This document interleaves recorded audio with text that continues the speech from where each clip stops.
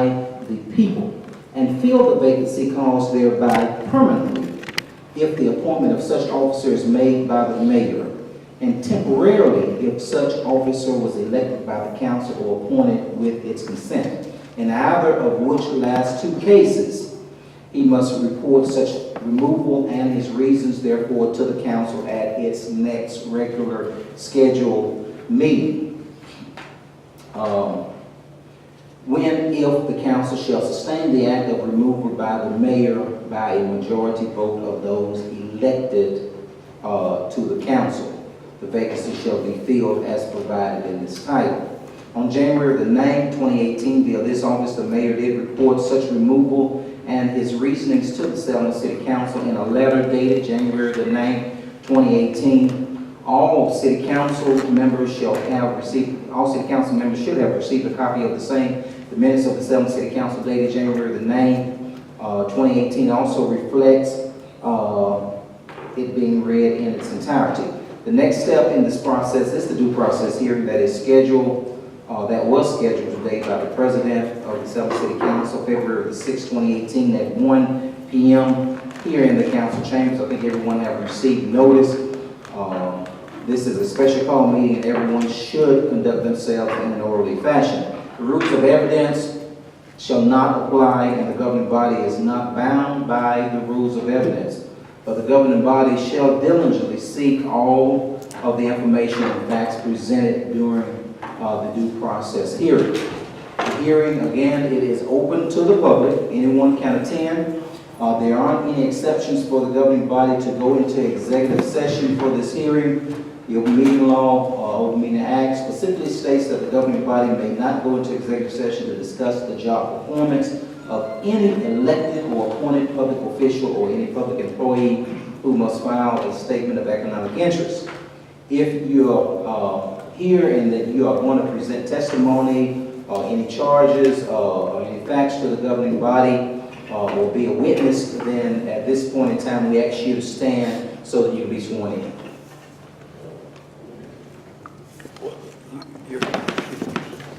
Ms. Wade.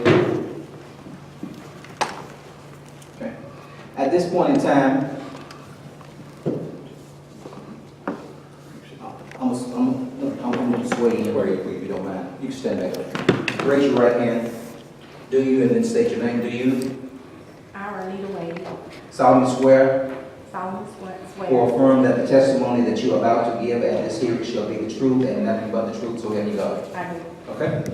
The process of presentation to the City Council is very simple. There's no cross-examination between the parties and all of that. Not going back and forth, no interrogation of the parties. Please remember that this is a due process hearing for Ms. Ronita Wade. What does that mean? It means this. After Ms. Wade hears the reasons or the reasons for her termination, she is given the opportunity to respond to the charges. That's a due process hearing. She is given an opportunity to respond to the charges against her for the termination.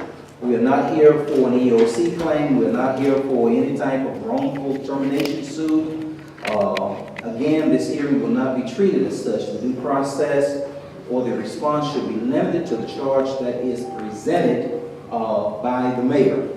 The mayor or his designee will present the facts and reasons for the termination of Ms. Wade to the governing body. Ms. Wade or her designee, after the mayor's presentation, will be given the opportunity to respond to those facts and reasonings to the governing body. City Council, you sit as the governing body, similar to a judge. You may interrupt the presenter. You may ask questions as it relates to the charges, to the party, as the presentation of the charge is being made to the City Council, or you may wait till after the entire presentation is made, the charges are made. It's just left up to the City Council. Are there any questions by the council, by the mayor's office, or? I have a question. I understand the mayor's going to make their presentation, although don't see the mayor here, I guess his designee. Okay. And then after he does that, we've got a short little presentation in response we'd like to make, and then I'd like to call her our only witness. Right? Okay. that we will proceed in that order. Councilman Randolph, then Yes. Councilwoman. I was concerned, that, I don't see the mayor here as good as he got appointed. He's downstairs, watching on TV or listening on TV. I think it's not fair for, none of them guys fired this way. None of them fired this way. The mayor need to be here so he can be answered, ask some tough questions why he got rid of this way.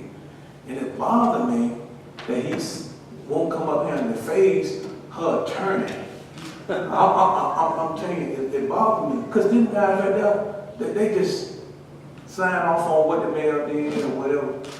But I think it's unfair for the mayor to be sitting down in the office. I can see if he was out of town somewhere working on behalf of the city. But he's downtown, he's downstairs sitting in his office. And I don't think it's being fair for her attorney not to be able to question the mayor. All right, Councilwoman Clinton. Attorney, now, can you read those last two statements you read, please? The last two, let me go back up to the mayor or his designee will present the facts and reasons for the termination of Ms. Wade to the governing body. Ms. Wade or her designee, after the mayor's presentation, will be given the opportunity to respond to those facts and present their reasonings and justification to the governing body. All responses from both sides should be made to the governing body. City Council, you sit as the governing body, similar to a judge. You may interrupt the presenter and ask questions to the party as the presentation is being made, or you may wait till after the entire presentation is made or the charges are being presented and ask questions. At that point in time, it's left up to the City Council. And then I asked, are there any questions about the City Council? So you said the mayor? Ma'am? You said the mayor, Ms. Wade, and then the council? Yeah, the mayor or his designee will make a presentation as it relates to the charges to the governing body. While he's up here making these charges, you can interrupt him and ask questions if you like, or you can let him finish the charge. Or if you don't have any questions, we will go to Mr. Attorney Julian McPhillips.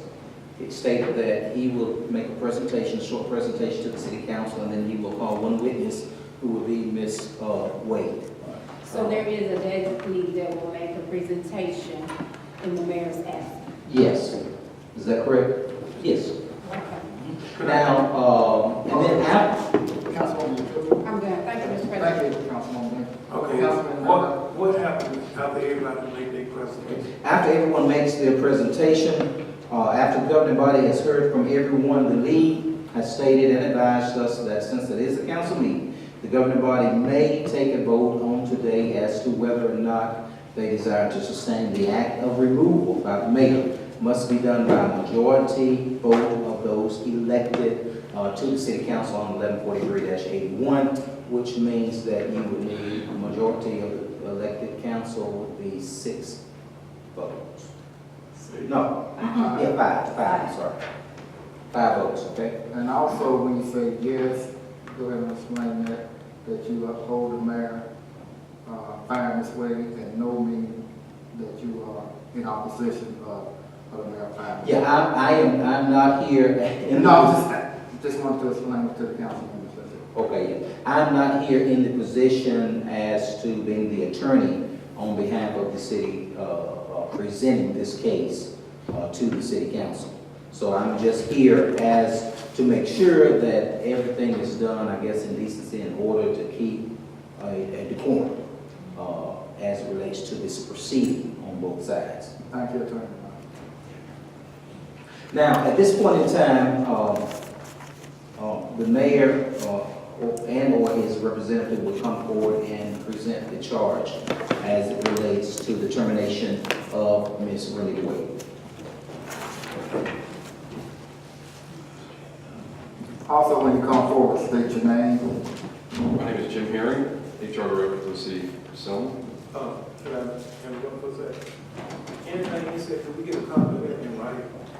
Because the last time the mayor presented a long page of stuff where he got rid of her the first time, and he didn't get a copy of it. So if he read some, I would like a copy of it. Okay. good afternoon, City Council. I've been asked to inform you the city is not able to provide any information concerning Ms. Wade at this time, as there may be criminal investigation related to her tenure as treasurer. The mayor's office will update you as soon as more information is available. Any further questions you have may be directed to Chief Collier. That's amazing. Well, where you at? What we made? Come on, come on. Yes. Chief, come on. Yes, sir. All right, if you would state your name. Spencer Collier, Chief of Police, City of Selma. Okay. Any questions?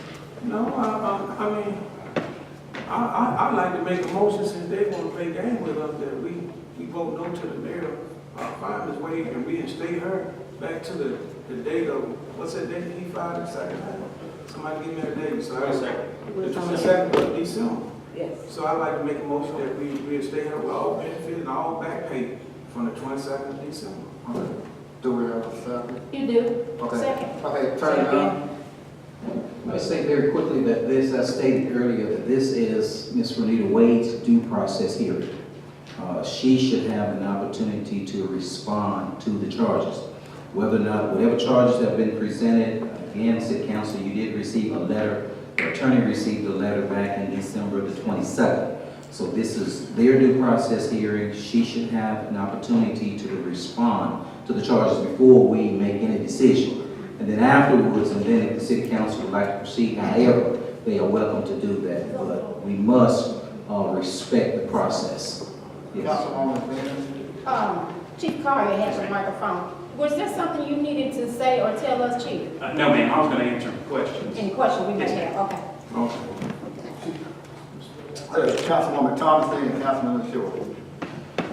Councilwoman Thompson? Yes, I have a question. Attorney Nunn, you just said that we were supposed to receive some information back on the dismiss of Ms. Wade doing being fired the second time. City Council, if you recall, on January the 9th, the City Council minutes will reflect, I think all of the council members were here, but you also received everyone should have received, I think it was put in your boxes, this letter that I read during the City Council. Do y'all recall that? Okay. So that's what I'm referring to, the letter January the 9th. If you don't have a copy of it, I don't mind giving you a copy. So You should have already had a copy of in which it states that she is being terminated because her accounting and management practices as city treasurer have reflected a series of missteps, miscalculations, and inappropriate activities in the management of city financial accounts. The termination letter was mailed to Attorney McPhillips since he is her legal representation. Councilwoman Benjamin. Excuse me, Councilman Short. I think most of my colleagues today is totally out of order. I agree with the council that this is a due process here. When it's incumbents made by the HR person, I think Ms. Wade should have a right to respond to what was presented. And let this follow suit without us making haste, one fool trying to put a motion on. Councilwoman Benjamin. Whenever you want to put your motion on the floor, I'm right behind you. Mr. Attorney Nunn, those, that list that you read from January 9th, is it new or something different from, what's the first date you said? Is it something new as far as termination is, or is it the same? This one is the January the 9th letter concerns the termination which we hear today. That January the 9th is when I came to the council, and if you recall, I read it on behalf of the... Yeah, I know about all that, but you know, we were read something and never received it in writing before January 9th, that first termination date. Now, are they the same No. or not? I have no idea Okay. as it relates to the first one and the second one. The first one, if you recall, the due process hearing was waived, and the city council went ahead and took action to bring her back, and then if I'm correct, thereafter she was placed on administrative leave, and then on December the 22nd, she was terminated again for causes that was just read to you. And then on January the 9th, at the next scheduled meeting, per 114381, we brought it to the city council and we read out this January the 9th letter to the city council. So you have that list from the original termination, you have that list in your hand? No, this is the January the 9th. Oh, okay. Yeah, I do not have the proceeding. It should be in the minutes. Just as I know this, I went back and pulled the minutes for January the 9th. This one is in the minutes. But I did not go back to, because we're here today on the January the 9th, the last termination. Okay, thank you. My only question I got, what you just read, you said that she was terminated for, read that back to me. Because my question is, how could she be terminated for something she wasn't here? She was on administrative leave, so she wasn't practicing since the firing of the first firing. So how can she be fired for something she wasn't here? That don't make sense. If I had an employee I was gonna fire and they on home, they at home on sick leave, convalescent leave, anything, but he gonna fire her for something she wasn't here. He fired her for the first time, so now you find her the second time for something. It's confusing. That let us know that that's nitpicking. That's somebody that want to just get rid of somebody for no reason. Yeah, in my opinion. Councilwoman Thomas. Yes, Attorney Noy, I have a question about this. You read off the statement that was made about Ms. Wade being terminated again. I've never, when you read this off, you said we received this? Yes. I didn't receive City this. Council, did you This not is my receive first this? time. Yes, and Yes, sir. I didn't receive it it. was in our pocket. It's in our Okay. pocket. Well, I didn't. An envelope that marked confidential. It's that first long list of stuff you didn't receive. Okay. You didn't Well, receive first, it. We don't have it. because what I'm saying, as me as the council person speaking out, I read the minutes from the last being terminated, but from this minute here with this letter that you said that everybody said they had in their box, I didn't see this. Okay. So But will let the record reflect that you did not receive yes, I did not this receive letter right it. here. City Council, if you don't mind, I just respectfully request, if you don't mind, that we go ahead and proceed if the city, if Mr. Herring is complete with presenting the charges for the chief. Before we go to Ms. Wade, Yes. Mr. Harris, Yes, how would you define miscalculation of what? I didn't make the definition. Missteps, because it seems so generic with no specifics. Okay,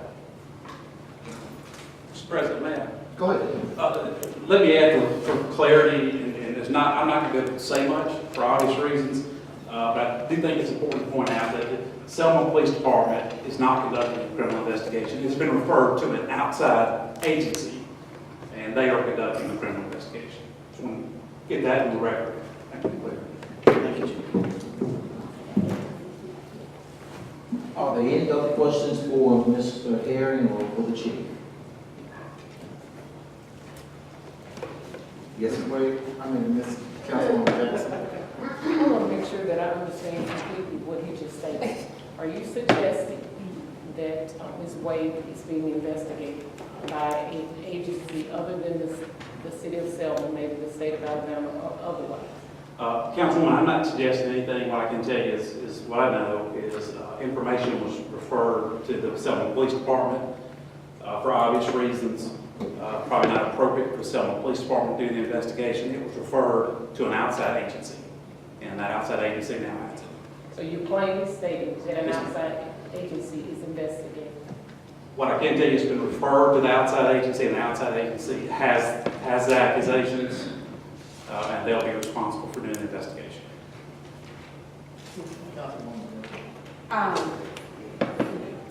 It's been referred to them.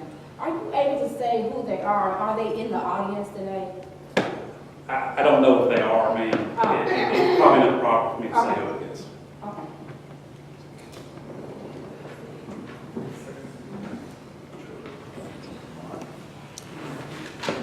Any other questions for the chief or Mr. Perry?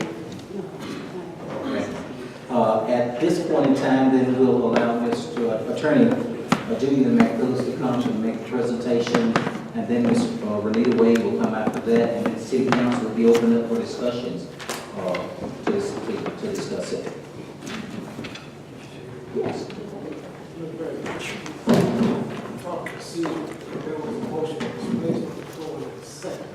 For the record, that motion needs to be withdrawn because we're following the directive of the council, following the due process. Yes, it is. The council right now is satisfied as you mentioned. Yes, it was. So what I'm saying for the record, this withdraw that motion and let the process follow this course. That's all I'm asking. Do we need to withdraw the motion? I'm not saying the motion can be put back on the floor. Mr. Attorney, do we need to withdraw the motion? Well, we're still doing it it was up for, after you do a motion, after you second, it comes No, up for for discussion. discussion. That's the order. So we in discussion now. Well, we're going through the hearing. I mean, I guess both ways, because we have not dismissed this, so the motion still stands. It's still, if you want to consider this discussion, it can be withdrawn, and then you can bring it back up afterwards. We just need to hear from you. Let's move on.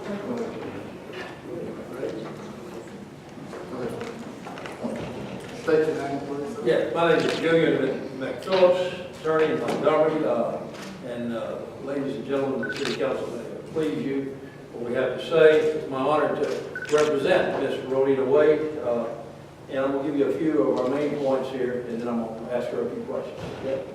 And I'll be happy to share my points in writing with a follow-up, so there's no doubt about what I said. Okay? Thank you. And I'll say this, we're not only honored to be here, but we won't be intimidated by anybody's suggestion that something's being referred to an outside agency with inferences that may suggest, because this lady is honest to a fault. She is honest as the day is long. And I want to say this, that she has had 10 years of strictly governmental accounting experience, including budgeting, cash management, investing, as well as general accounting experience before coming on board with the City of Selma. And where did she have it? Well, the City of Atlanta. I think we all know, pretty big city. She was actually the treasurer there once, and also the budget manager, the accounting manager, in charge of cash management. A very professional background, but she had the opportunity to come home and try to help rebuild her city, and she was excited about the opportunity. And so she came. Conversely, Mayor Melton, we believe, is seeking complete control over the city's finances, taken away from the City Council, and does not like the idea that the council is responsible for the city's finances. The mayor has had control over the finances for as long as the city treasurer is no longer in her position. He's got it. So he's kind of taken hostage over it, if you will. This continues, and the mayor will continue to hold the city's finances in his hand in violation of the city council rules and regulations, in violation of the office that you gave this great lady back some time ago. Now, the mayor discontinued his communication with Ms. Wade and isolated himself from her right from the very beginning. In fact, if Gerald Chestnut were here to say, she could testify that the second day that she came on board as an employee herself, she was told by the mayor that he couldn't wait to get rid of Ms. Wade. And apparently Ms. Wade would not cooperate during his campaign with his seeking information from her about the city finances because she felt she had a duty, not to the incoming mayor then, but to the city itself, not to be sharing and spreading information about the city's finances. And so, and that was something that Mayor Dario Melton obviously wanted. He wanted to use it for political gain, but she didn't go along. So he had kind of a grudge against her from an early standpoint. But the mayor discontinued even talking to her and isolated himself from her at a very early stage. He cut off responses from her. Once he obtained draft copies of the proposed budget, the mayor used the draft copies to modify and create a budget separate from the one that he and she had collectively together developed from department heads to create. This is just another part of his premeditated plan to destroy Ms. Wade and her credibility, so he could have her removed later as the city treasurer. Since Ms. Wade is no longer in office, the mayor has withheld pertinent financial reports from the city council, thereby impeding the city council from making informed decisions.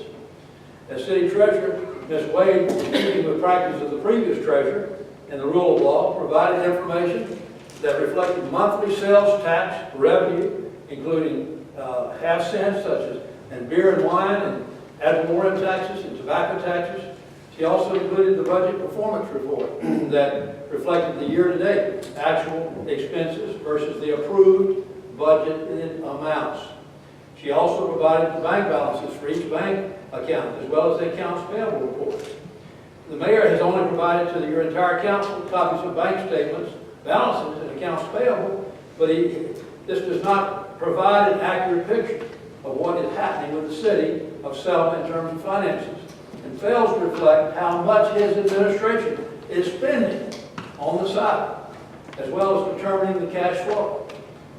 Ms. Wade had been asked by Jim Herring, the HR director, to approve funding for positions that he was trying to establish on the mayor's behalf, without those positions first being approved by the city council, just trying to bypass. She denied his request because the state law, again, requires the city council to approve for such raises and funding of new positions. So Ms. Wade also declined the mayor and the chief of staff request to appropriate revenue received from the ad valorem taxes for spending as they saw fit, because that money had already been accounted for in the 2017 budget. They became upset with her and confused with her as to why they could not use those funds again, but they'd already been appropriated and designated. They were not available. And so you can understand her own frustration trying to do your work. Ms. Wade met with opposition from Ollie Davidson, the chief of staff, because she refused to process his travel reimbursements without proper documentation, including conference registration. And that she told him well in advance of the conference. This is the same requirement that would be asked of you as city council members and other employees who travel. Pretty routine, not that hard to do, but he didn't want to do it. He stated that he would provide Ms. Wade conference registration, which he attended in the absence of certain council members, but he never submitted the information to Ms. Wade upon his return. The mayor has no understanding of fund accounting, and when she attempted to explain it to him and his chief of staff, they became irate because the governmental accounting practices did not align with their own plans for money to be spent. So Ms. Wade has had to explain to the mayor on more than one occasion that she cannot make transactions or do things without making sure that they align with state laws and fiscal policies. She's explained to the mayor as the city treasurer that she holds a legal and ethical relationship of trust to the citizens of Selma, as well as to the mayor himself and the city council. The mayor was not receptive, however, with such a statement, as it often conflicted with what he wanted to do with the money, such as creating new positions, new spending, and new raises. So the city is behind schedule right now, completing its annual audit, which includes the A-133 single audit for municipalities and organizations that have received grant funds of a certain amount. The mayor has put out a lot of stories about Ms. Wade that she doesn't appreciate. Stories about her fairly regularly. He's always telling untruths about her. He's created a highly inflammatory situation that's led to a hostile working environment even when she's there. But she hadn't been allowed to come back since she voted in favor of her coming back. It was just a ploy and a ruse on his part, this thing about putting her on administrative leave so they could protect whatever damage they'd already done, not damage that she had done. The mayor has put out some very careless and false statements about Ms. Wade, even to the EEOC, but we're not going to get into that. But he's, for instance, suggested that some checks were involved in a forgery scandal cleared by the city bank account. Yet the truth is no checks involved in forging over cleared city bank accounts, certainly not under Mrs. Wade's watch. If anything like that has happened, somebody else is fooling with the bank accounts. The police report and the bank reconciliation can reflect that this never occurred under her watch, anyway. And there was, I say, some false statements made by the mayor concerning even Ms. Ronita Wade, somebody else I know. The mayor had hired and refused to pay, and she went to bat for her and finally did get her paid. Mr. Clay had done a lot to help the mayor, as many of you may know, in the campaign.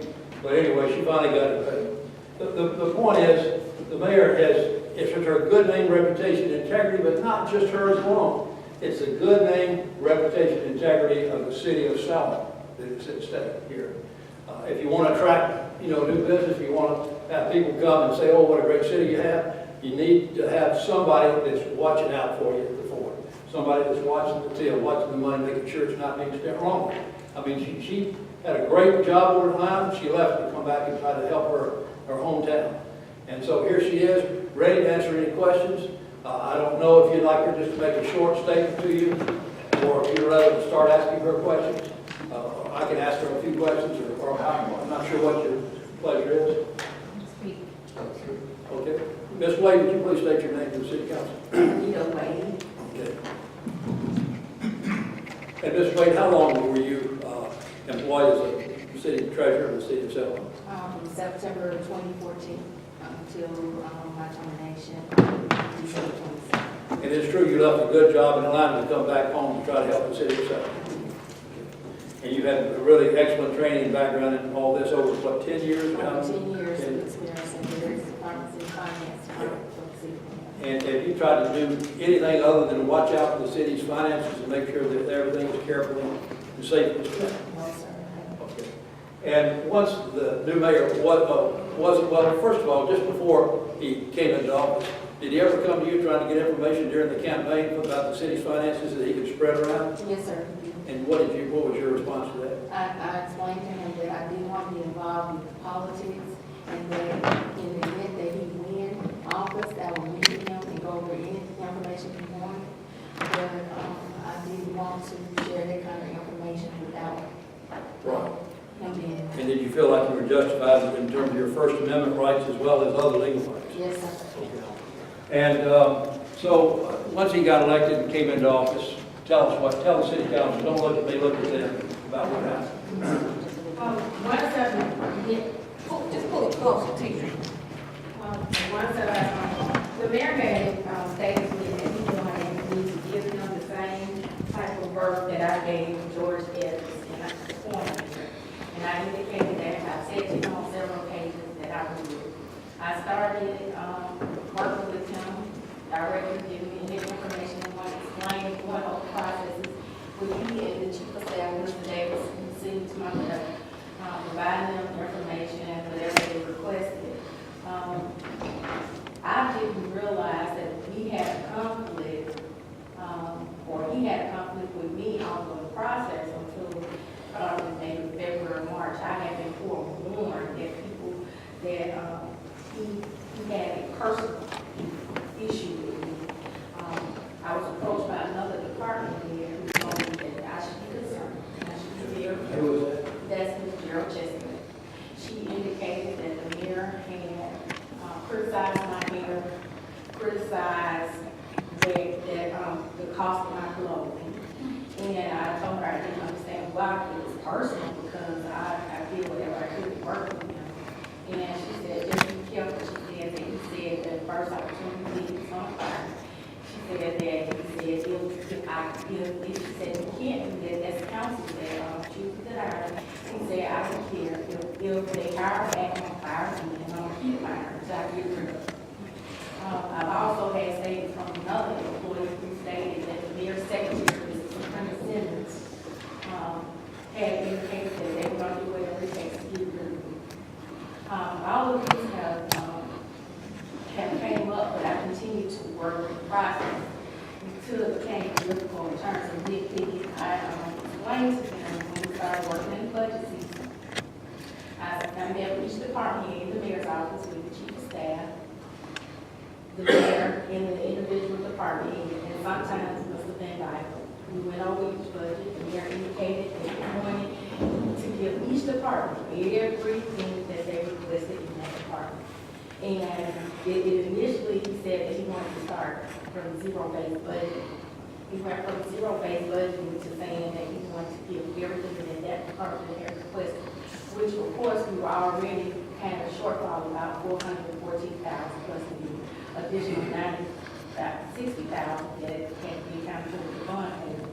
So I began working the process to include everything that those department heads had requested.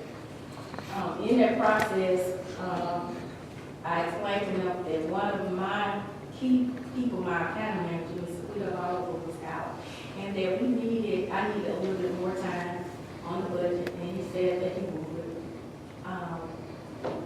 I had to go to him directly because, as I explained to the chief of staff, he didn't seem to understand. And if anybody worked in the municipality, you talk to anybody in the municipality and ask about the budget process, budget is tweaked all the way up to the day of the budget hearing.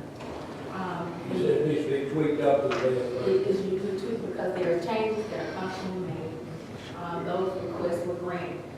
On my way to the budget hearing, I received a call from President who indicated that the mayor had included his own budget separate from the one that we had worked together. I had no idea that I was preparing the budget separate from him. The only time I found out is when I did talk to President Wood, he said the mayor had something different. I had sent emails, I had sent responses, text messages to the chief of staff asking, are we going to meet with the ahead of time to discuss the budget goal one more time? I received no responses. So when I arrived at the budget hearing, President Wood he said, just sit aside and listen and see what the mayor has to say. And I did exactly that. I said the budget that I had prepared in the chair, the mayor arrived with a revenue comparison projection saying that it was the budget and that he came up with 18.7. Councilwoman Benjamin, I think it was, asked him where did he get the numbers. Did he work with his way? And he said yes. He hadn't worked with me with that number because the last conversation we were having were draft copies and they kept saying, send me what the chief of staff said, send me what you have, send me what you have. When I had indicated to him these are draft copies of the proposed budget, they shouldn't be disseminated for any reason. Was his budget higher than yours? It was higher by over $1 million. How much? By over $1 million. $1 million? Where was that money coming from? He said that he was going by my draft proposed budget. But we hadn't had any conversation regarding those numbers. So the choice, when he said that, and that was, the press was there, and that was a choice, and the council was there. The council was there, so that was the choice of either me remain silent and allow the mayor to say something that's not true, or speak out publicly, because either way, it seems like I was going to lose my job, and I did. But I told the truth, and that was I would have never authorized a $17.4 million budget because I've been working with the city 3 years. I started out working with Cynthia, the former city treasurer, going over the budget, so I wouldn't give a budget when I know revenue projections doesn't match. I just wouldn't do it. So once I left the budget hearing, going back. Copies of the budget that I had also prepared was requested. At that point, I brought the budget out. I didn't come out sharing, but because you all had council requested copies of that budget, I presented that to you all. Once I returned back from the budget office, I was locked out of my computer, locked out of the office entrance, locked out of everything, locked out of my emails that proved that I sent emails to the chief of staff, CC in the mayor's office, asking him to get together to review the budget copies. I sent that those emails were on my server, and I wasn't able to retrieve that. But it was clear to show that I made an attempt to work with them. I had no direction. I had no knowledge that it was going to go in a different direction. So the thing that I had to do was make sure that I presented something before council because no one communicated to me that there was going to be a second budget. There have been times where the mayor has accused me of inflating the previous year's budget. As you all recall, council members that were here previously, we changed the public safety salaries 3 different times. We went 5%, 10%, we went to the original, and you all asked me to come up with something. And I did, and there was attachments that I erroneously left in the budget. But the budget itself, the budget numbers, public safety, clearly reflected a 10% increase of the previous year. And when I explained that to the chief of staff in the mayor, he became upset and he refused to listen. I also had a conversation with him that I have been hearing that he had been saying that he had a $300,000 or $400,000 savings in that current year budget when he came on board. I said to the mayor, I said, Mayor, you could have came to me and asked me that. I would have told you that's not correct. That was based on what he's seen with the public safety salaries. And at that point, he said that he got upset. He stormed out of my office and he said, now you calling me a lie. Come on out, let's go. And I stayed there for a little while I tried to explain to him that I'm not calling him a lie. I'm saying that if you're putting false information out there, that's going to be misleading to the council and the general public. Those are just a few of the things that I had encountered. I think, been transparent with you all. I've made sure that you all have financial information, financial documents. I'm not worried. The least I know about any criminal investigation against me, I can assure every one of you that. Because all I have did is try to maintain the public, my integrity, and the city's public trust. And make sure that I follow procedures as they apply legally and ethically. My idea of sharing with the mayor what the laws and the policies and procedures were to keep him out of trouble as well, because I know he's not familiar with the county, and I know he's not familiar with municipal and local government. As the previous mayor will share with you, I shared information with him to make sure that he's aligned. So I have no worries at all as in terms of what he's saying with the allegations. They've been putting out there, there's supposed to be a forensic audit that's being conducted or being conducted.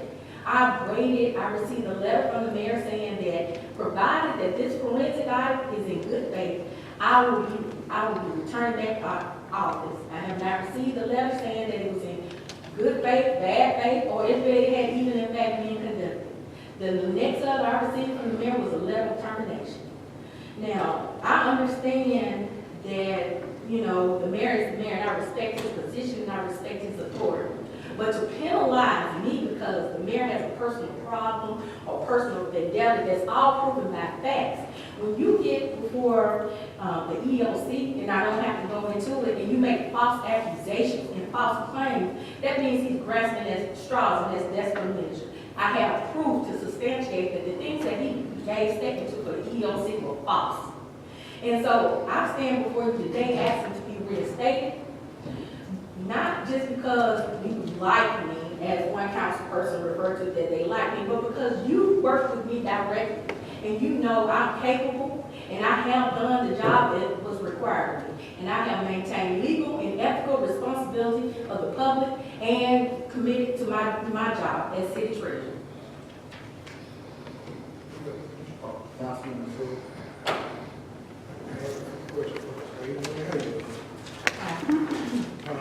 You mentioned that Mr. Chestnut had made some comments to you that the mayor was going to get rid of you. Was that before she was fired or after? That was before, that was in January. You also mentioned that during the public hearing for the presentation of the budget, you would admit the mayor is the only one by law that can submit a budget to this council. Yes, sir. Were there, and of course you had mentioned that you had many conversations prior to that date with President Bowie. Were there any conversations with any other council person relative to that budget? No.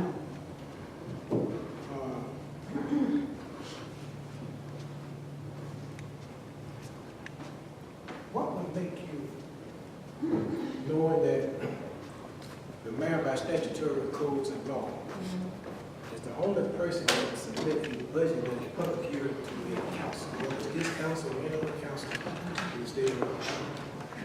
I heard you indicate that there were differences of opinion as to how this budget was constructed, whether it was a budget you submitted or a budget he submitted.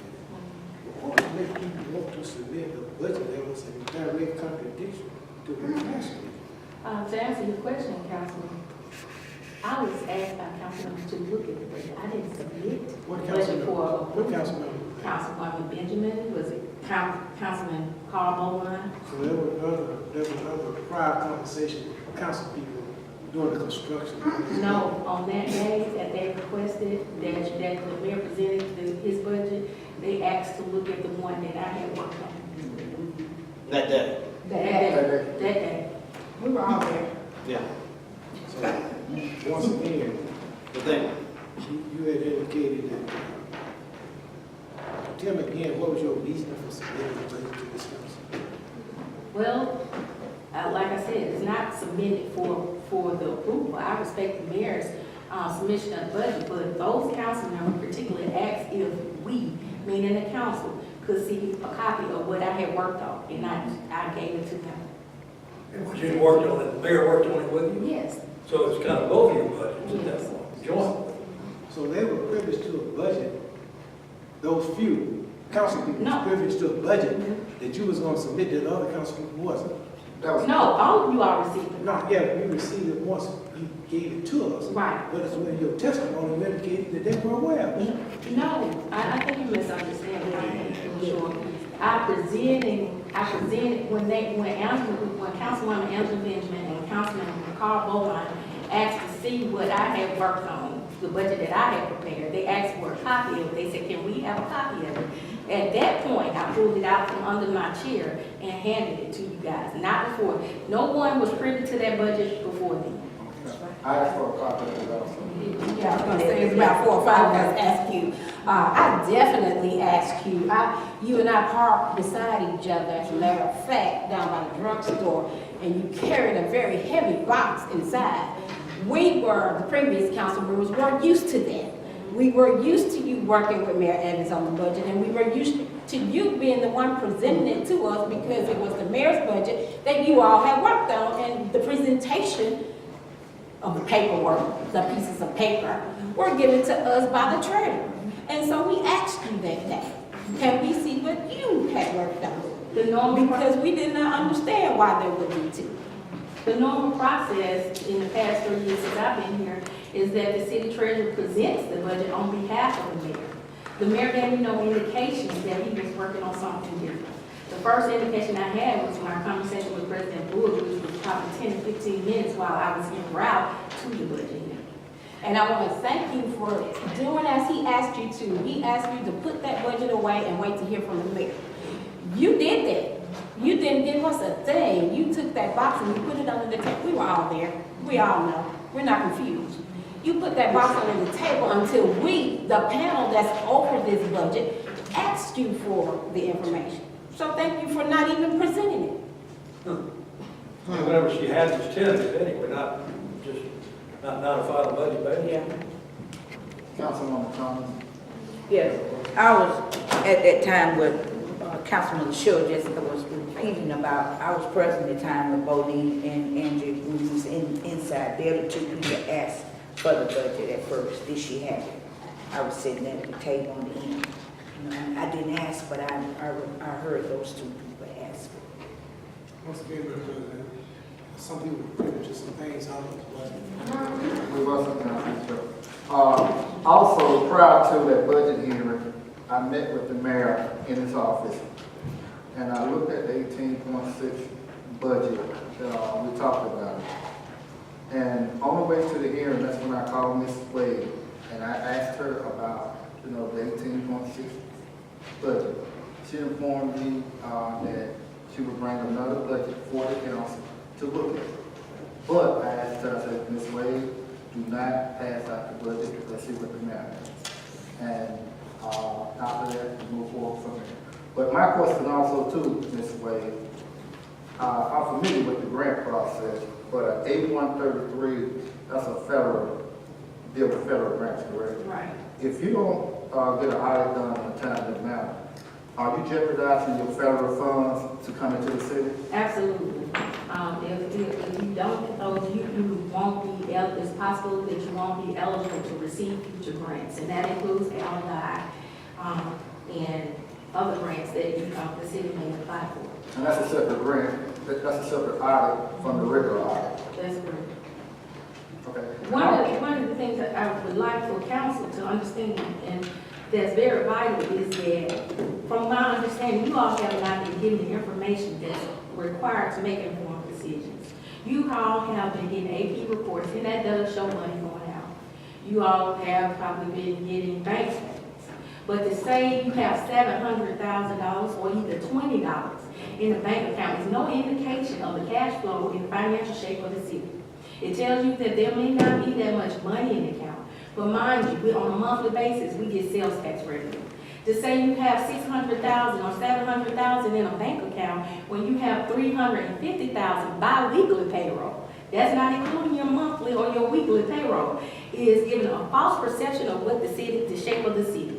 I cannot, and I don't know how anybody else can tell you whether or not you're eligible for any, to make matching funds or pay any bonuses or raises without you even being able to look at the performance of the city. How can you make an informed decision? It's not possible. And so what I attempted to do is attend your work sessions, listen and know what was going on so I could be informed to be able to respond to your needs or the city's needs. Making sure that I'm at council meetings to give you that information. Now, I don't know if you it's since changed, but I do know that that information is vital to the city. Okay, also another question. It was stated that you was asked to fund a new job position. Right. Okay, council, as you know, only somebody who can vote for a new job position is the council. So, And after I denied, that was referring to creating some positions to get started over AmeriCorps. After I refused to sign off on the document, it then went before council for approval.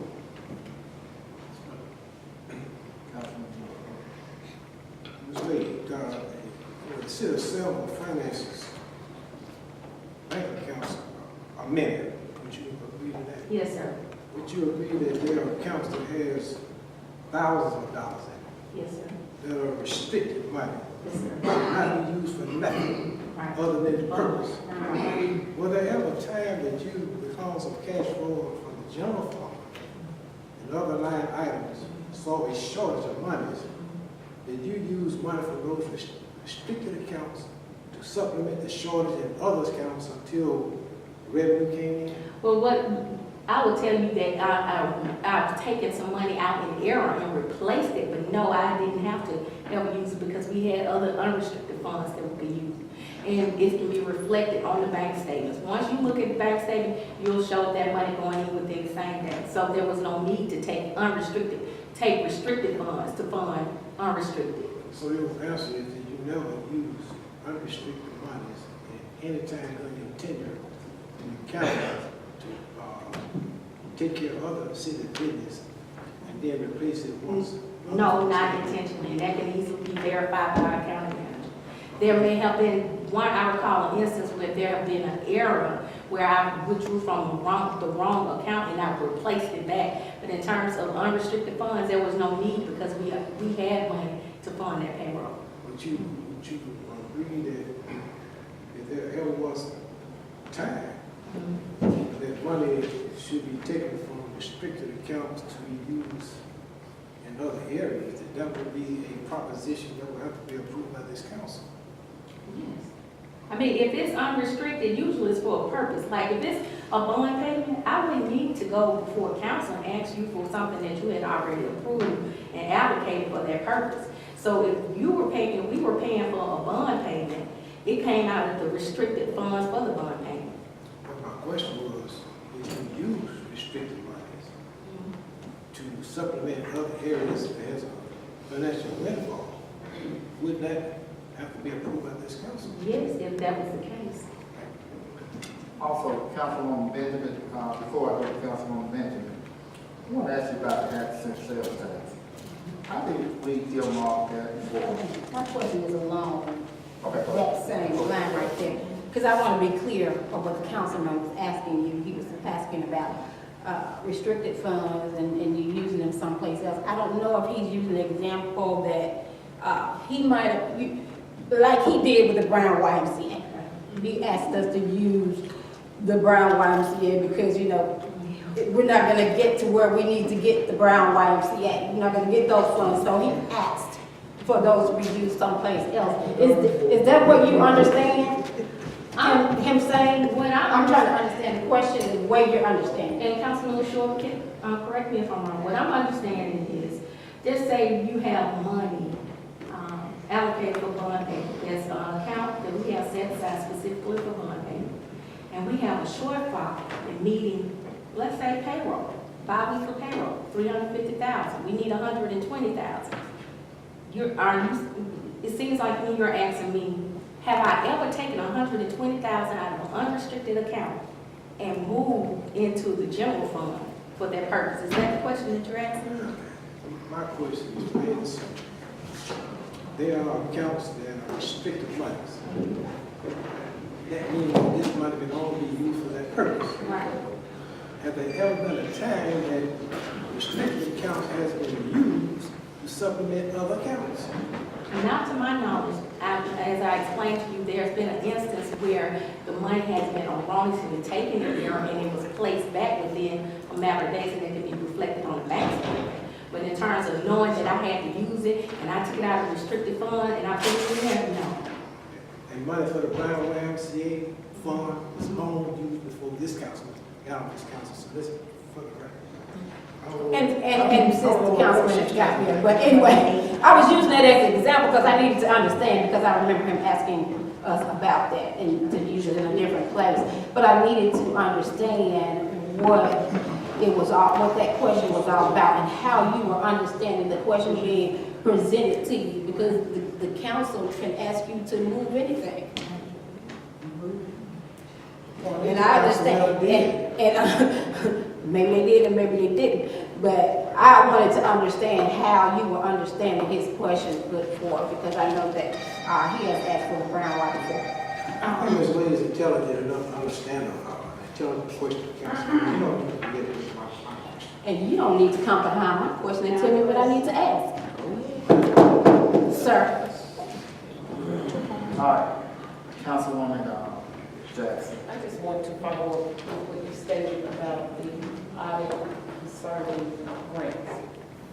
It would not only impede, but they would withhold funding that we've already, awards that we've already received. So if that's not done in a certain time frame, they'll actually stop money that we're currently. I guess my follow-up question is about the 0.5% sales tax. Did we set aside that 0.5% sales tax for capital improvement and also a one-time raise? Initially, when I came aboard in 2014, it was restricted. After working with the budget and It was a realizing, restricted fund? yeah, in other words, it required council approval before any money was spent out of that line, out of that account. After I got in there and assessed the finances, I realized that there was a shortfall, that money, instead of holding it as a reserve, it needed to be utilized throughout the year.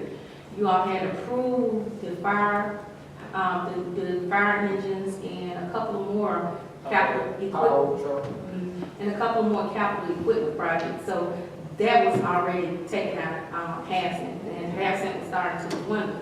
In order to, we raised the budget from 16.9, I think, to like 16 point something, like 7 to like 17.4 million. That's when, if you refer back to the budget books, all of $0.5 was allocated towards that budget year. So there was no funds for $0.5 that was just sitting, that was not already accounted for. Councilman Johnson? This way, and that has something, we also have to use that for a lot of major KVN we have.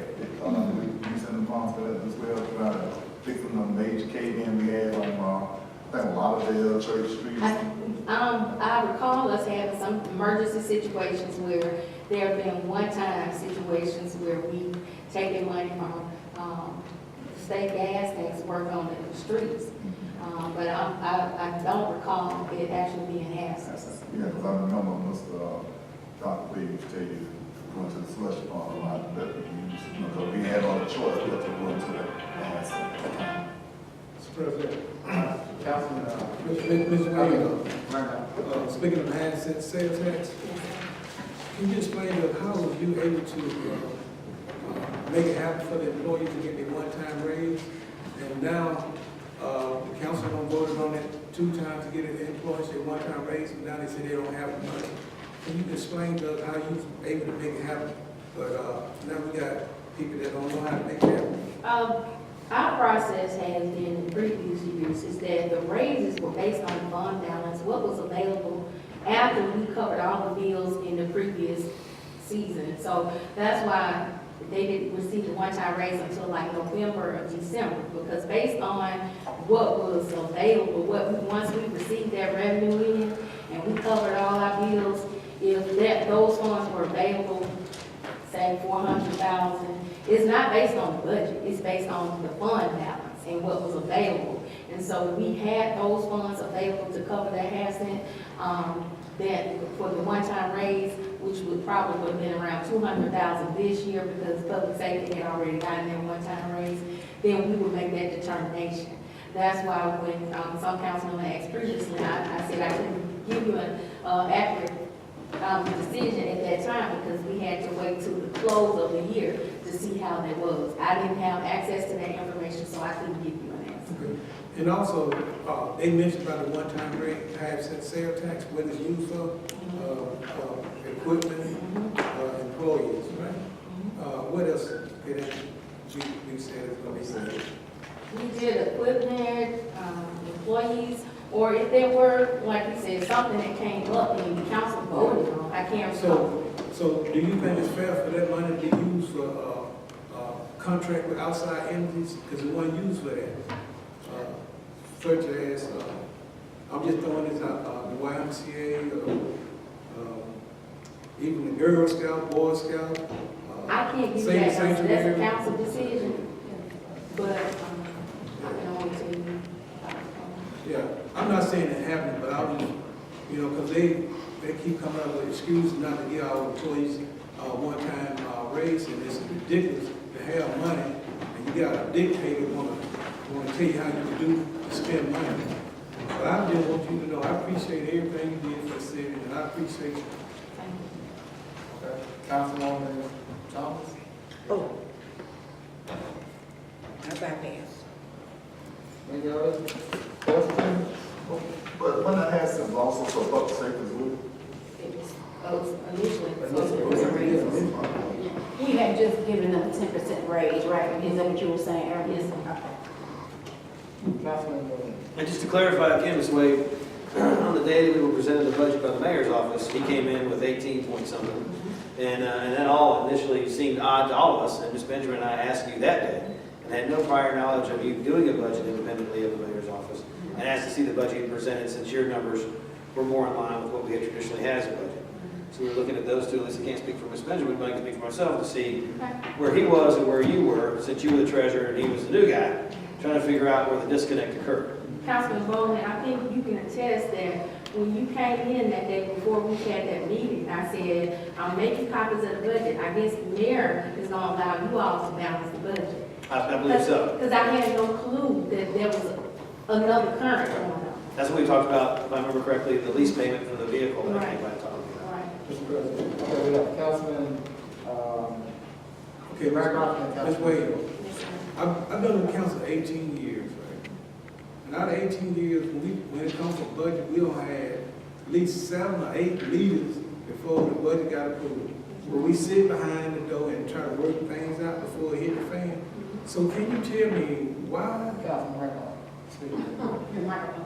Can you tell me why did the mayor not want to sit with us so we could sit down and work out things before it got to the point where he's saying, oh, she trying to embarrass me, break all budget. We have met at least 10 times before we present a budget. And then he talking about you doing a bad budget or whatever. Yo, you ain't present no budget. It's a rough draft. That's what not a budget. So why would he get mad at you for trying to save his behind? That is crazy. If you was one of my subordinates, I would love for you to save me. Because that $18 million budget was not gonna fly. We didn't have the funds for that.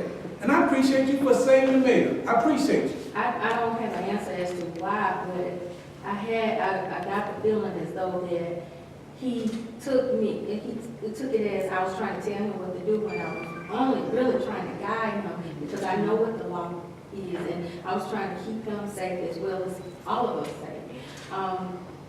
When it got down to the budget, I explained to he and his chief of staff the normal process that we have done with the budget. I explained to him the normal process. This is not corporate America. The way things happen in government is totally different. I had to explain how that we tweak the budget all the way coming up, because there may be somebody may say, y'all, the council may call President Wood, they say, take this out of the council department, remove this. The mayor may say, I don't want this for my department. Those things change constantly. I had no idea that he had parted ways and was doing his own budget. Otherwise, I wouldn't have even brought that budget there. Mr. President, one more question. Okay, I see the 7 Times Journal hyped up the mayor budget he was in, and it's like 4 months into the budget. Tell me, what do you think about? I know departments are spending money. So what would we need to do before we pass that budget? Because I know it's 4 months in the budget, and I know these public works have spent money on gas, fuel, equipment, recreation, the same thing. So should we analyze how much these departments have spent before we approve their budget? Yes, it's critical that you know how the department is spending, because if you approve a budget, just say if hypothetically you approve for public works and their budget is, say, $6 million, and they're like, by the time the budget approved, had 5 months into the year, which is 42%, and they spent over that margin on average. If they spend already 60%, and you're approving a budget that got a 30% cut, somewhere there's going to be a shortfall, and there's going to be an intentional overspending. Bring her back, like you're doing now. We just took a motion that we agreed to hire Ms. Wade back with the city of Selma. You obtain the same results at the end, but we want to try to clean that up. State law specifically states that he must report such removal and his reasonings thereof to the council at its next regular meeting. When, if the council shall sustain the act of removal by the mayor by a majority vote of those elected to the council, the vacancy shall be filled. So it's stating that when the council shall sustain the mayor's decision to terminate. So we're looking for a motion from the city council to sustain, to uphold, to agree on the decision of the mayor to terminate. And whoever makes that motion, it goes through and it has to receive a majority vote of the elected council. If it does not receive a majority vote, then Ms. Wade comes back as treasurer. However, if the mayor does receive a majority vote, then she is terminated. All right, so. Yes, so. I like the motion. So when the motion comes out, and I think Attorney Julian McPhillips has also requested. Just make sure it's clear that she is being reinstated. It's not just a sustaining of, or a non-sustaining of the mayor's saying, don't want to end up in a no man's land argument, but to make it real clear, crystal clear, that she is reinstated. Yeah, well, if the motion is put on the floor that we are making a motion to sustain the mayor's decision to terminate Ms. Wade. Whenever the vote comes down, yes means yes, she's terminated. If you vote no, no meaning that you're not agreeing with the termination. And she's reinstated. And that she's reinstated. Okay, all right, Councilman Randolph? Okay. Excuse me. Councilwoman Jackson. One more question before we go into that motion. Every case that is referred out is not actually turned into an investigation. So just because it has been referred out for suspicious or criminal behavior does not automatically state. I just want to base It took me a second to realize you were talking to me. I think I understood. Could you ask one more time? Okay. You stated that the case or information, the case and information have been referred out to another agency. I'm asking, I guess it's a type of rhetorical question, but I want for the record that every case that is referred out is not automatically picked up or warrant an investigation is conducted. That's a correct statement, yes, ma'am.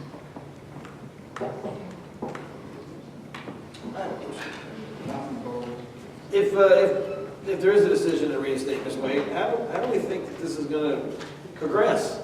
I mean, clearly, the mayor has an issue, whatever that issue is, lawfully or whatever it may be. He's elected for 4 years, and we've got work to do, which we've put on hold for a long time. I'm just curious to see, what are the thoughts on how this is all going to work out when it's all said and done? We're going to be right back where we started again, or we're just going to continue to flounder, not get a budget, continue to waste time and energy and money on trying to figure out solutions? Is there anybody has an answer to that? Anybody out here that's on this board? I'm curious. Yeah, one solution was, I think I spoke about it, bringing in an accountant. And paying somebody else to do the Well, work. you're not paying them full time on Right. an as-needed basis. Right. Councilwoman. You remember when we met last week when we had the gentleman in? We was discussing about him going. Well, can we, at the time when we bring her back in, can he be in there at the time assisting her, working with her to make sure that we're on the same page with everything, the mayor and through others? Well, I guess we have to get a narrative of what's expected of him, and also for him to give us an amount that he would charge us. I guess basically we need to go ahead and email it and inquire about that. And also I mentioned that we have several other accountants that are interested in also coming before the council and looking at maybe providing services. Councilor Rowland has a valid concern. I think it was correspondent the mayor sent to us here outlines his authority, and he has made it clear on more than one occasion. To hear the council, what this council does as it relates to Ms. Wade and reinstated, the process starts all over again.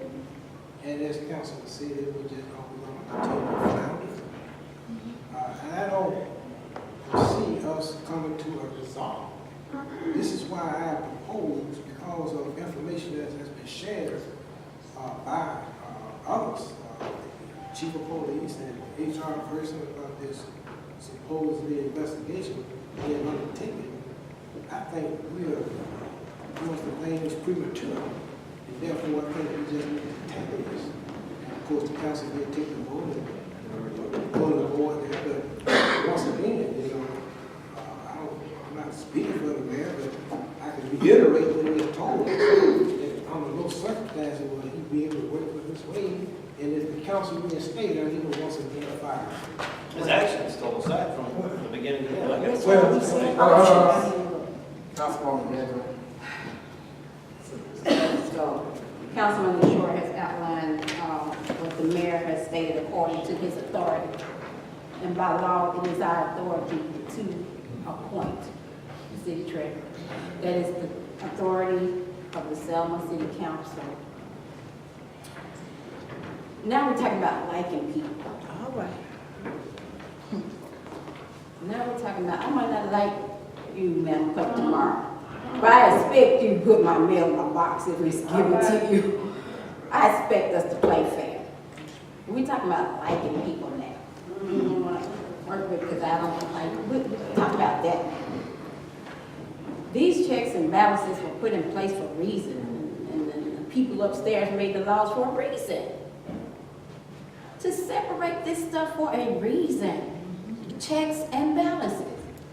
And the remedy here, the real remedy here, and we can fire whoever we want, take out of the budget whatever we want. But the real remedy here is we're going to have to go to the men and women who made this law and say, y'all need to send down some teeth to the matter. Because we have gotten word via other people and mouthpieces, that this will not end. So let's go ahead and get to the heart of the matter. Those who created the law, go ahead and make your adjustments. Call your representatives. Councilman Short, that will call for the vote. Can we legally, I would just like a question to attorneys. Mr. Rick, Howard is here, God is here, can we legally take a vote on it here? Can we legally vote? When a special call meeting, can Yeah, Read it.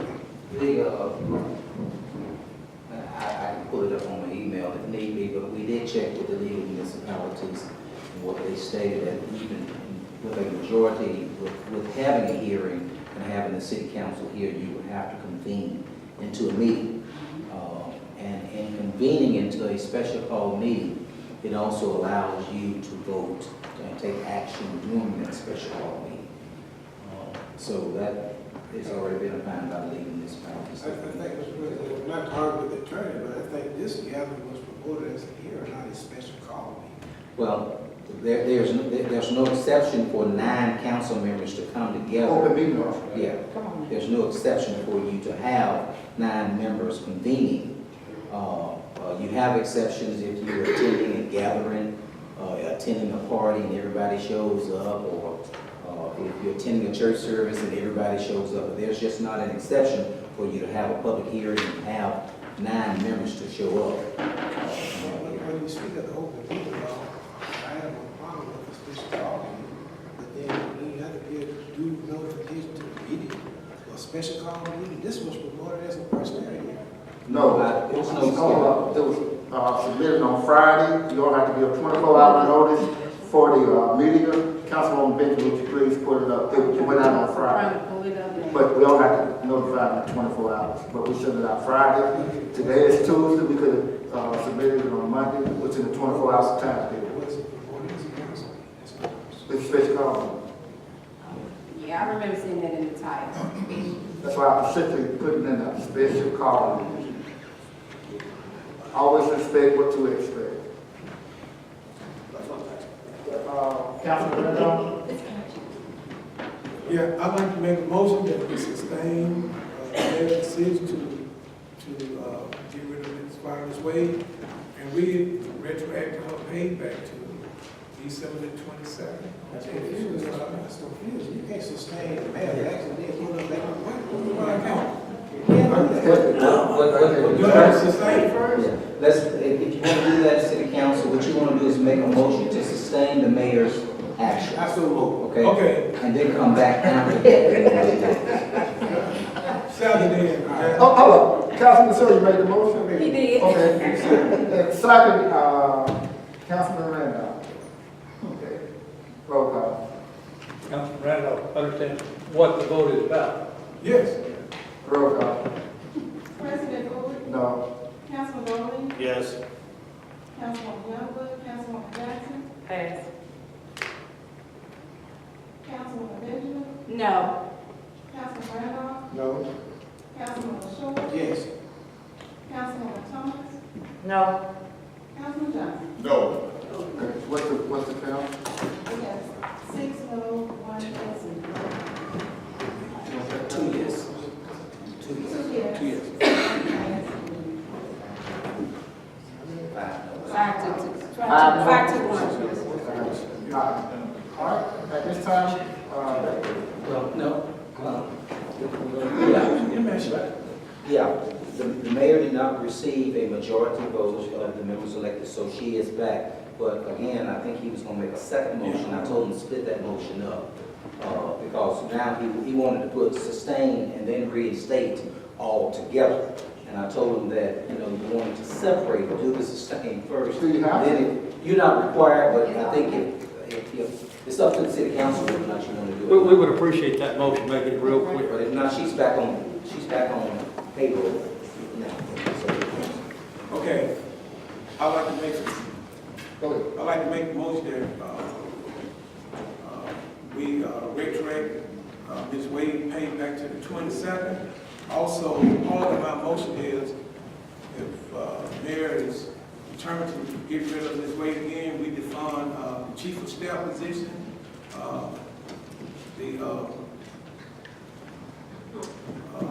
what that position is, Which one you want Van to go? Dyke. Yeah. Oh, I don't know.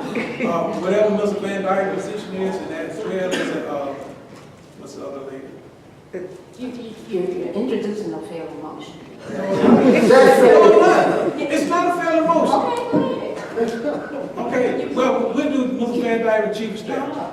We defund them as Dave, that he get rid of his way, we gonna defund them position, they no longer employed with the city. First, okay, go ahead.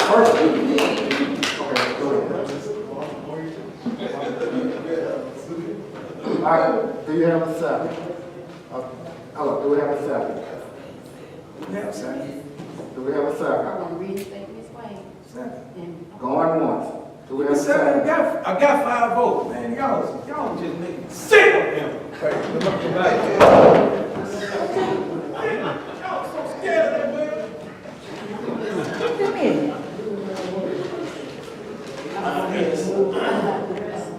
See if he. You didn't receive a second. You didn't receive a second. Did they receive a second? Second, because I don't want to die. So I just want to reinstate her. It has already happened. What he wanted to do is defund. He wanted to put some teeth in He it. wanted to put some If you don't put no teeth in it, the man gonna do it again. He gonna keep on and on. Why y'all scared to put teeth against the bear? That's crazy. That is crazy. Y'all just act like that. Y'all that scared of the mayor? Sure. We need you to calm down. You already got a second. What I was trying to tell you, you don't know what your count is, because now you put yourself in jeopardy of some no's, so some people that don't want the second half of your motion. So, second. That was crazy. Discussion. I was not going to vote for this, period. I want to change my previous vote because I don't feel like that I should pass and then vote on this one. So I want to vote no to sustain. That means I do not agree. Is that correct? I want to make sure my legal jargon is correct. And I now want to vote on this matter. And she is correct. Her second half of the vote is not over. And that's what she's trying to do. Sam, I mean, council, I would advise you just withdraw that motion. Man, I got 5. you didn't. Why y'all scared? Okay. Y'all, you know what? Come on, Sam. You gotta say so. What you gonna either Okay, vote okay, your motion or you gonna not Okay, vote your motion. remove my decision to defund Harley Davis and defund Mr. Van Dyke. How about that? So now, we'll vote to reinstate her, then the mayor will say, okay, come to city hall for 3 hours, now go home, you suspended. What sense if we gonna vote on that? You can let it go. Man, y'all just. All right, Just Julia, if I could just briefly say, Councilman Randolph, we so appreciate your motion to reinstate and think there ought to be a vote on that by itself. Yes. As to, because you get a little controversy when you start defunding some of the other votes. However, I wanted to tell the city council that there are a couple other options. If he doesn't do what he's been ordered to do before, you can take it to circuit court on a motion. And then if the mayor is ordered to do what he hasn't done, he can be held in contempt by the circuit judge. and that's an injunction, right? Yeah, an injunction, motion for injunction. And then the final thing is, if the citizenry feels pretty strongly about it, there's another process called impeachment. That is, final option to be considered. That's better. That's more better. All right, what you just said. So you want to withdraw the motion, council? You got a second, I second. I'm sorry, I withdraw the board, to add on what I said, get rid of the defunding Harley Davis and Mr. Van Dyke. Thank you.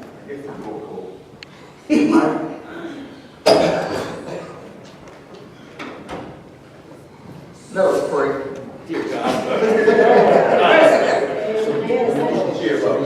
Just a real statement. This is just basically to real statement. Okay, we have a motion by Councilman Randolph and a second by Councilman and roll call. President Bowie, Yes. Councilman Rowland, Pass on sale, it's gonna work. Councilwoman Youngblood, Councilwoman Jackson, Yes. Councilwoman Benjamin, Yes. Councilman Randolph, Yes. Councilman Short, Mr. President, I just want to go on record that I am ashamed of this organization. I am totally embarrassed. Criticized, attacked my colleague about the position that I took. I attacked him or criticized him for his position, and therefore some respect needs to be afforded. I stand by my votes and my conviction. My votes are no. Councilwoman Thomas, Yes. Councilman Jones. Yes. Any further remarks? Well, you know, I want to apologize to everybody out here, because I'm passionate about our employees. You know, when I talk about employees, I am real. I'm just as real as you can get. If y'all think I'm angry, I'm not angry. I'm just emotional, but I'm not angry. I just love all our employees, and I think we deserve the best employees, and our employees should feel that if something happened to me, that council gonna stand up for me. Them council people gonna stand up for me. And that's what I'm all about. So I want to apologize to everybody for storming out, but it sure felt good to go out that door. But if my colleague looks at the show, I want to apologize to you because we go way back. And we might have some differences and stuff, man. But I'm glad you don't take that personal. I don't take that personal, but I want to apologize to you. I don't want to wait till we get outside and say, hey man, I'm sorry. I'm man enough to apologize to you. Yeah, my whole council. Thank you. Councilwoman Benjamin. There was a song about emotions. The emotions make you cry sometimes and do all those other things.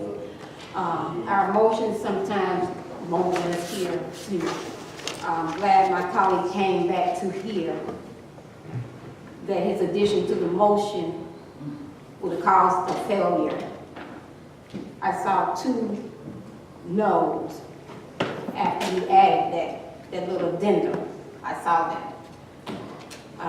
So I want to thank you for coming back as you usually do. And your medication wears off. That's by his own confession. To come back and do what you have done. I'm glad to have Ms. Wade back. I trust that Mr. President will be writing the memo. And we'll probably be seeing you again. Yes. Mr. Thank you. Thank you. General.